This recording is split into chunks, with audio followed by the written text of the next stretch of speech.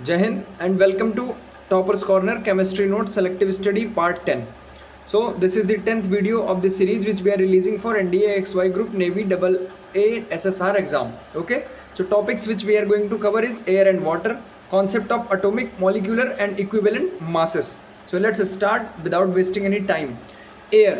तो भाई एयर के बारे में आप सबने पढ़ा होगा, but let us discuss it about it in brief. Region of the air present around the earth is called atmosphere. Its main layers are, मतलब जो अर्थ के अराउंड में जो लेयर्स हैं सराउंडिंग में, ठीक है, उनको उस सारे रीजन को हम क्या बोलते हैं, एयर. ठीक है, अभी ये लेयर्स में मौजूद है, जैसे कि मैंने बताया लेयर्स हैं, तो लेयर्स बहुत सारी हैं but we will discuss about only 4 layer. ठीक है, the first one is troposphere, stratosphere, mesosphere and thermosphere. ठीक है, तो ट्रोपोस्फेयर 10 किलोमीटर तक है, स्ट्रेटोस्फेयर 10 से 60 किलोमीटर तक है, मेसोस्फेयर 60 से 80 किलोमीटर तक है, 60 से 80 kilometre, thermosphere up to about 320. ठीक है, अब आगे बढ़ते हैं. Better you can know in geography notes. ठीक है, जोग्राफी की जब नोट्स बनाई जाएगी तब उसमें आपको अच्छी तरह से और एक्सप्लेन किया जाएगा. Most of the air is present in the troposphere due to density. मतलब भाई अर्थ है, अर्थ की बहुत सारी एयर की लेयर हैं. अब जो ज़्यादा चूँकि एयर जो डेंसिटी ज़्यादा होती है एयर की, तो वो नीचे की तरफ आकर के नीचे वाली लेयर में जब सबसे ज़्यादा बैठती है, तो इसीलिए सबसे ज़्यादा एयर की डेंसिटी या फिर सबसे ज़्यादा एयर की मात्रा कहाँ पर है, ट्रोपोस्फेयर पर. क्यों भाई? क्योंकि एयर कैसी होती है, डेंस होती है. ठीक है, the density of air is higher near the sea. Sea के पास जो एयर की डेंसिटी होती है वो बहुत ज़्यादा होती है. कैसी होती है? ज़्यादा. Ozone layer is present in the stratosphere region of the atmosphere and consist of the ozone gas. ये इंपॉर्टेंट है. ओजोन गैस का फॉर्मूला O3 होता है. जो ओजोन का लेयर है that is present in stratosphere, ये हमें जानना चाहिए कि भाई जो ओजोन का लेयर है वो किस एटमॉस्फेयर के किस लेयर में प्रेजेंट है, that is present in stratosphere. Percentage composition of the air and the role of its components. अब आते हैं भाई percentage composition of air. Air में क्या क्या कंसिस्ट करता है. मैं इन सारे पॉइंट्स को पॉइंट वाइज इसलिए कवर कर रहा हूँ ताकि एनडीए एग्जाम में जो भी क्वेश्चन आता है बस 4 ऑप्शन दिए रहते हैं, you have to tick and move on, tick and move on. तो इसके लिए ये सारी इन्फॉर्मेशन, ये सारे पॉइंट्स हमें याद करना जरूरी है. इसके अलावा बाहर से कुछ पढ़ने की ज़रूरत नहीं है. तो भाई आगे बढ़ते हैं. नाइट्रोजन. नाइट्रोजन का परसेंटेज है 78%. ठीक है, it dilutes the air and moderate respiration. ठीक है, नाइट्रोजन और किस चीज़ में हेल्प करता है, जैसे कि मैंने बताया था यूरिया में. आप इससे पहले वाली वीडियो देखिए, उसमें आपको पता चलेगा यूरिया में भी नाइट्रोजन लगता है, क्योंकि नाइट्रोजन हमारी ग्रोथ के लिए बहुत ज़्यादा एसेंशियल है. ठीक है, ह्यूमन ग्रोथ हो या फिर मतलब लिविंग की ग्रोथ के लिए, लिविंग बींग के. ठीक है, नाउ ऑक्सीजन. ऑक्सीजन की जो प्रेजेंस एटमॉस्फेयर में that is presence that is 21% and it is essential for respiration and the combustion और रेस्पिरेशन के लिए बहुत ही ज़्यादा एसेंशियल है ऑक्सीजन. कार्बन डाइऑक्साइड कितना प्रेजेंट है, 0.031. ठीक है, ये फोटोसिंथेसिस के लिए बहुत ज़्यादा इंपॉर्टेंट है. नोबल गैसेस जो प्रेजेंट है वैसे तो 1% कहा जाता है, बट 0.94% है जो आइडियल परसेंटेज है इसका, और इसका एटमॉस्फेयर में कोई रोल नहीं है. ठीक है, नोबल इसलिए है क्योंकि ये इनर्ट है, किसी से रिएक्ट नहीं करता है और बहुत कम ट्रेसेस में मिलता है. ट्रेसेस में we found noble gases in traces. Let's talk of the water. Water का क्या फॉर्मूला है, हम सबको पता है, H2O. ये बताने वाली बात नहीं है.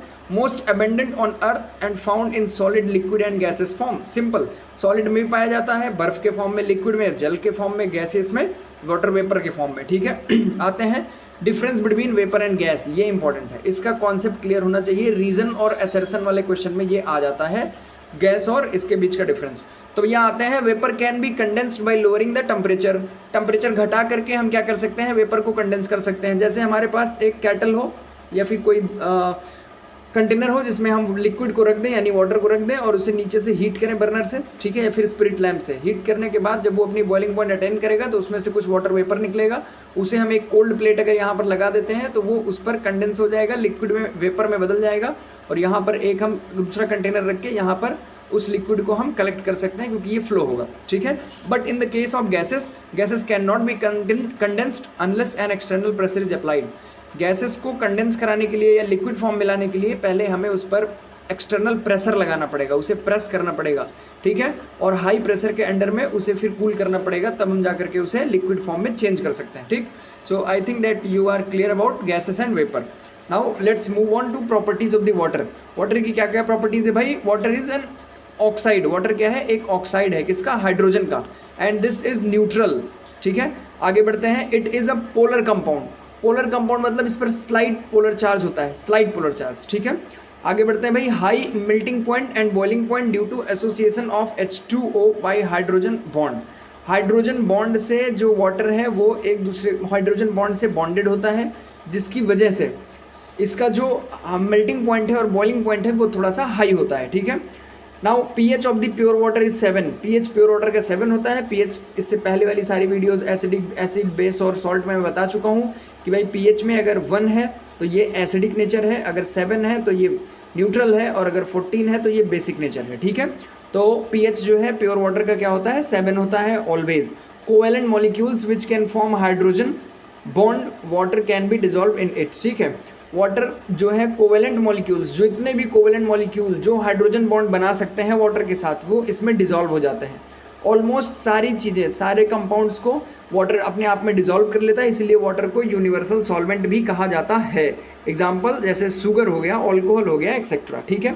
आगे आते हैं भाई। Water dissolves lot of the compound in it, that's why it is called universal solvent. मैं बता ही चुका हूँ। अब वाटर के 2 टाइप होते हैं जिन्हें हम पढ़ लेते हैं भाई, ये बहुत इंपॉर्टेंट है एनडीए के व्यू ऑफ पर्सपेक्टिव से। First one is hard water and second one is soft water. Hard water क्या है?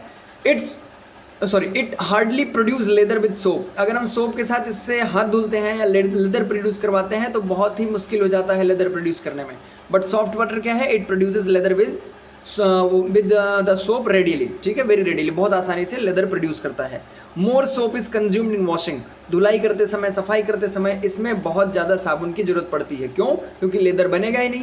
क्लीनिंग एक्शन तभी होगा जब लेदर बनेगा, और लेदर इसमें बहुत मुश्किल से बनता है हार्ड वाटर से। और इसमें क्या होता है भाई? लेस सोप इज कंज्यूम, बहुत कम सोप लगता है। यहाँ पर क्या है? Safe for human consumption. Hard water is safe for human consumption and it is not fit for the drinking. इसका मतलब हुआ कपड़े धुलने के लिए जो पानी हमारे लिए ज़रूरत है वो है सॉफ्ट वाटर, और पीने के लिए जो एसेंशियल है दैट इज़ हार्ड वाटर। ध्यान से सुनना, जो कपड़े धुलने के लिए पानी हमें चाहिए वो है सॉफ्ट वाटर। क्यों? क्योंकि कम साबुन में हमारा अच्छा कपड़ा धुल देगा लेदर प्रोड्यूस करके। और जो पीने के लिए चाहिए वो है हार्ड वाटर, क्योंकि उसमें बहुत ज़्यादा मिनरल्स प्रेजेंट होते हैं, ठीक है। और जो सॉफ्ट वाटर है उसमें मिनरल्स नहीं होते हैं उतने ज़्यादा, ठीक है। अब आगे आते हैं type of the hardness in water. Water में कितने टाइप की हार्डनेस होती है? Number 1 is temporary hardness, number 2 is permanent hardness, ठीक है।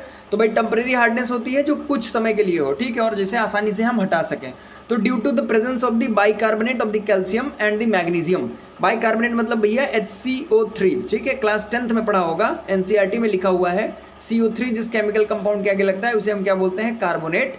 और जो HCO3 लगता है इसे हम क्या बोलते हैं? बाइकार्बोनेट। जो कार्बोनेट होता है ये स्लाइटली बेसिक इन नेचर होता है। कैसा होता है? बेसिक इन नेचर, ठीक है। अब आगे बढ़ते हैं।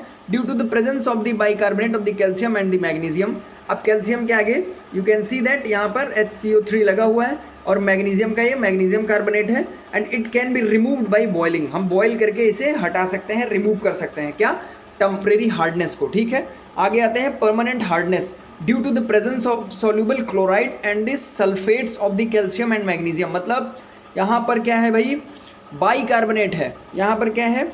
Soluble chloride and the sulphates of the calcium and magnesium, ठीक है। ये क्लोराइड है, ये सल्फेट है कैल्शियम का, ये मैग्नीशियम क्लोराइड और magnesium sulphate. It can be removed by washing soda. ये वॉशिंग सोडा से रिमूव किया जा सकता है। याद रहे, ये बॉइलिंग से किया जा सकता है रिमूव, और इसकी हार्डनेस वॉशिंग सोडा से करी जा सकती है। हेवी वाटर क्या होता है? Heavy water is a new term.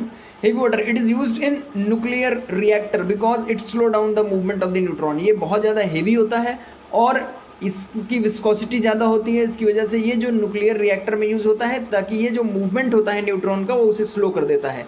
अब आगे आते हैं temperature of the maximum density of the water. Temperature of maximum density of water मतलब जब वाटर की मैक्सिमम डेंसिटी है तब उसका टेम्परेचर क्या होगा? Temperature at that is 4 degree Celsius. 4 degree ये बहुत ज़्यादा इंपॉर्टेंट है और इसे याद करना है आपको। बस ध्यान में रखना है कि भाई 4 डिग्री सेल्सियस पर सबसे ज़्यादा डेंसिटी होती है वाटर की, और इसे ही एनोमेलस एक्सपेंशन ऑफ वाटर की प्रॉपर्टी भी आपने पढ़ा होगा, ठीक है। तो concept of the atomic molecular mass and the equivalent mass, इससे बहुत ज़्यादा क्वेश्चन नहीं रेज होते हैं, बहुत रेयरली कभी कभी क्वेश्चन आता है, इसलिए हम मोल के बारे में पढ़ करके ये टॉपिक यहीं पर ख़त्म करते हैं। तो mole is the unit representing the amount of the atom, ions और द मॉलिक्यूल। मोल कुछ नहीं है, नंबर है। जैसे मैं दुकान पर गया और उनसे कहता हूँ कि भाई 1 kg आप क्या दे दो? चीनी दे दो। जैसे मैं कहता हूँ कि भाई 10 टॉफ़ी दे दो।